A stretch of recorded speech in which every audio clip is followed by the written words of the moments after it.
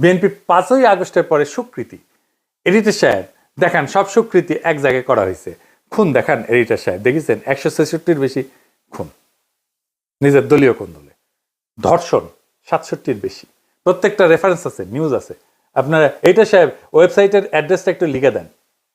140-এর বেশি চাঁদাবাজি, হামলা, সংঘর্ষ, লুটপাট, দখল, ইসলাম বিদ্বেষ, হিন্দু বিদ্বেষটা ঢুকায় বেনের পরে আশা করি, চুরি, ডাকাতি, শিক্ষাঙ্গনে সন্ত্রাস, টেন্ডারবাজি, মিথ্যাচার। দেখেছেন এই দল ক্ষমতায় আসবে, এটা আবার চিন্তা করে। অবশ্য কুজারোচিত হয়ে আর শখ হয়, ইচ্ছা হয়। এখন দেখেন আর্মির কাছে ধরা খায় কি কইতেছে বিএনপির কর্মী, শোনেন।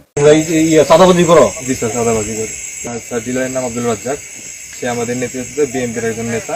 সে হচ্ছে মানে আমাদেরকে আমরা হচ্ছে কিনে আনছো। এই পর্যন্ত কয়টা ভ্যান ডাকাতি করছো? স্যার এই পর্যন্ত আমরা 12টা ভ্যান ডাকাতি করছি। আর অটো কয়টা করছো? স্যার অটো আমরা 15টা করছি।